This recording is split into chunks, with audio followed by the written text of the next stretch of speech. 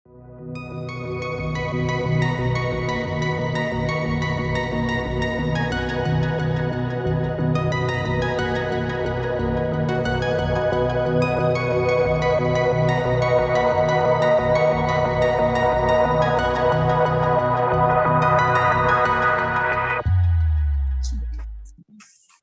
एक 76 की जी रश्मि बहन। ओम शांति। लास्ट स्टेज का पुरुषार्थ। तो ये पुरुषार्थ तो वही है जो हम लोग अभी डिस्कस कर रहे थे, क्योंकि जो ड्रिल्स हमने डिस्कस की वो सभी हमको इस लास्ट स्टेज के पुरुषार्थ के लिए बिल्कुल तैयार करने के लिए है। क्योंकि इस मुरली में बाबा ने यही इशारा दिया है कि ये जो लास्ट स्टेज का पुरुषार्थ बिल्कुल लाइट स्वरूप बनने का है, क्योंकि अंतिम जो हमारा जो कर्तव्य है वो भक्तों को साक्षात्कार कराने का एक महत्वपूर्ण कर्तव्य है, क्योंकि उसी से उनकी मनोकामनाएं पूरी होंगी। तो उसके लिए लास्ट स्टेज का जो पुरुषार्थ बाबा ने बताया है वो लाइट स्वरूप का अभ्यास का ही बताया है। तो इस मुरली में पहले बाबा जो जिन ग्रुप से मिल रहे हैं, तो उन्होंने कोई जैसे प्रत्यक्षता वर्ष मनाने के लिए, जैसे हम लोग स्थूल साधन सेवा के अपनाते हैं, अखबारों में छपवाते हैं या कार्ड्स पैम्फलेट्स ये सब डिस्ट्रीब्यूट करते हैं। तो इससे बाबा ने शुरुआत की है कि ये स्थूल साधन जो है इनका इम्पैक्ट कितना आता है। तो बाबा ने कहा कि इनका भी अपना रोल है, ऐसा नहीं है, क्योंकि ये भी एक प्रत्यक्षता को बाबा को प्रत्यक्ष करने का एक प्रयत्न है। और जैसे जो संकल्प है बाबा को प्रत्यक्ष करने का, तो उसमें एक स्नेह और परिचय का जल डालने का साधन है। लेकिन बाबा ने कहा कि ये केवल जल डालने का, लेकिन उससे जो फल है, जो प्रत्यक्षता का फल है, वो बीज से कैसे निकलेगा। तो वो जब निकले वो ऐसे, वो जो लास्ट स्टेज का पुरुषार्थ है, जो असली पुरुषार्थ है, लाइट का पुरुषार्थ, उससे ही वो श्रेष्ठ फल निकलेगा। तो आगे बाबा इस मुरली में जो आगे बाबा कह रहे हैं कि जो मेजॉरिटी आत्माओं की इच्छा क्या है।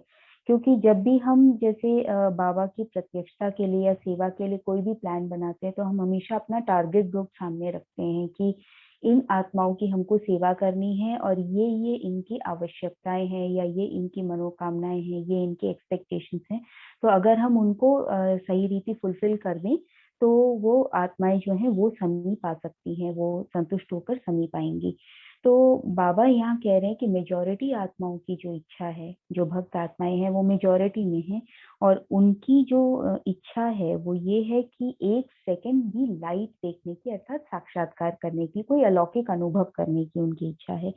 तो वो इच्छा जो है वो बाबा ने कहा कि ब्राह्मणों के नयनों से पूर्ण होगी, और नयनों द्वारा जब बाप के ज्योति स्वरूप का साक्षात्कार होगा, जिसका अर्थ है कि हमारी बुद्धि एक लाइट, मैं लाइट, बाबा लाइट, बिल्कुल बाप के साथ बिल्कुल हमारा बुद्धि योग जो है वो निरंतर जुड़ा रहे, और बिल्कुल लाइट स्वरूप में हम स्थित हो, हमारी स्थिति जो है वो लाइट स्वरूप में स्थित होगी। तो फिर जो हमारे नयन होंगे वो दूसरी आत्माओं को ऐसे दिखाई देंगे जैसे नयन नहीं है, लेकिन लाइट का गोला, अर्थात बिल्कुल अलौकिक शक्तियां प्रदान करने वाली कोई ऐसी, जैसे हम लौकिक नहीं दिखाई देंगे, लेकिन बिल्कुल हमारा अलौकिक स्वरूप दिखाई देगा, जैसे चमकते हुए लाइट के गोले नजर आएंगे आंखों की जगह। तो बाबा ने कहा कि इसके लिए दो चीजें बाबा ने बताई कि एक तो कर्म में लाइट अर्थात हल्कापन, और स्वरूप भी लाइट का स्टेज, अर्थात लाइट स्वरूप की जो फीलिंग है, जो अनुभव है, अर्थात मैं आत्मा लाइट और लाइट का ही शरीर, लाइट में ही चलते फिरते हम अनुभव करें अपने आप को, और हर कर्म में बिल्कुल लाइट रहें।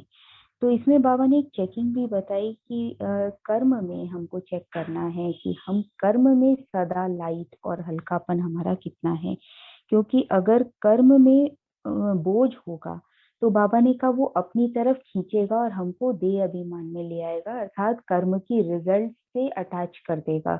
तो कर्म को जैसे हम अगर निमित्त भाव से और रूहानियत में रहते हुए अपने स्वमान की स्मृति में, उस स्थिति में अगर हम कर्म को करेंगे तो हम कर्म से बिल्कुल साक्षी भाव से कर्म करते हुए और कर्म के प्रभाव से मुक्त रह सकते हैं।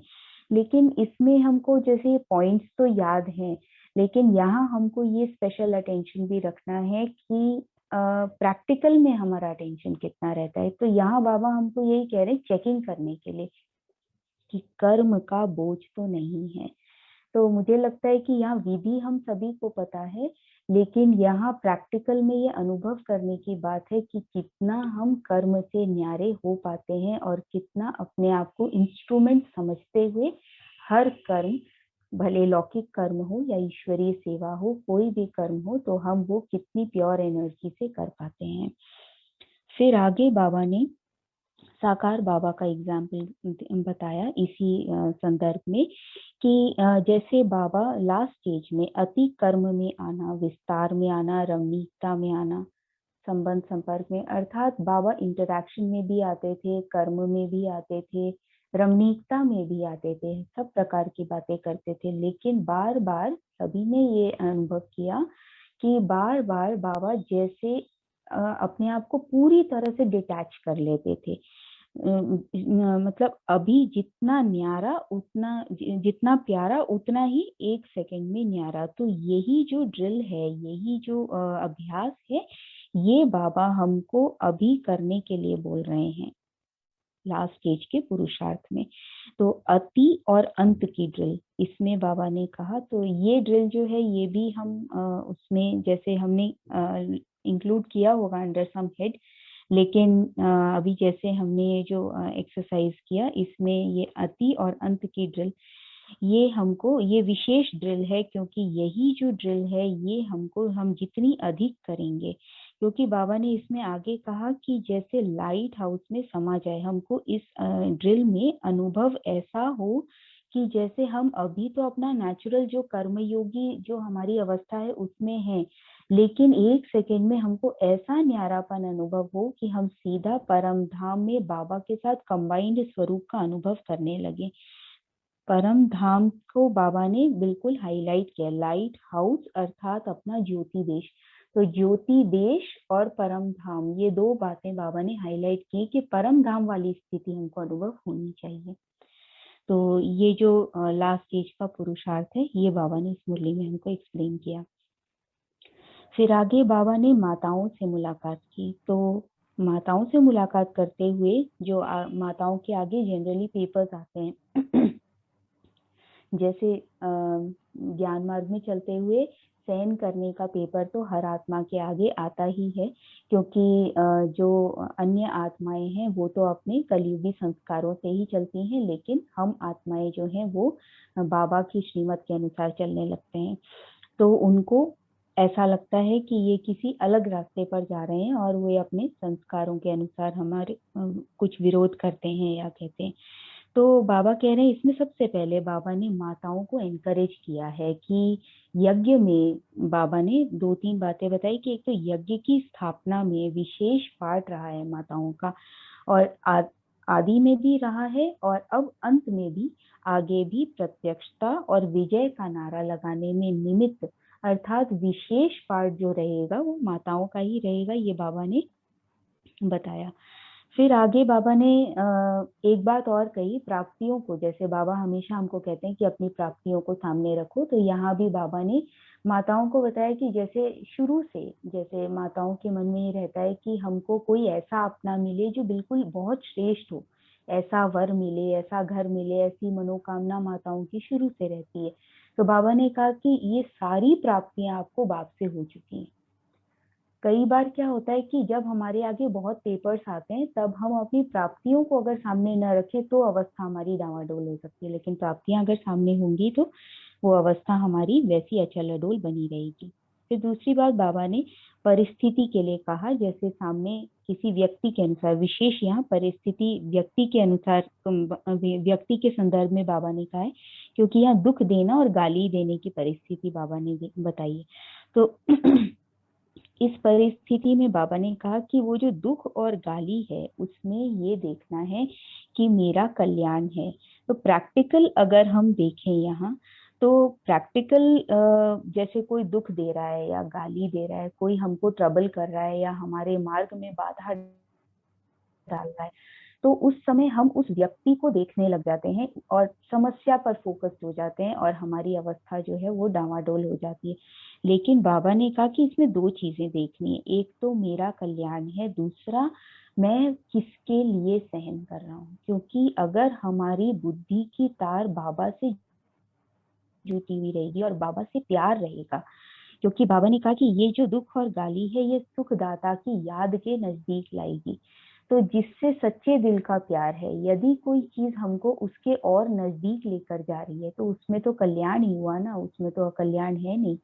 लेकिन उस समय हमको ये बात इमर्ज रखनी है, इस प्राप्ति को बहुत अच्छी तरह से हमको इमर्ज रखना है, क्योंकि ये सच्चाई है कि हमारे आगे जो भी बातें आती हैं, जो भी परिस्थितियां आती हैं ज्ञान मार्ग में, वो सभी हमको बाबा से और नजदीक ले जाने में हमारा रास्ता आगे बढ़ाती। क्योंकि हमको जो हम सहन करते हैं या परिस्थिति का सामना करते हैं, तो उसमें हमको विशेष बाबा से बहुत प्यार का अनुभव होता है। ये अनुभव सभी ब्राह्मण आत्माओं का होगा।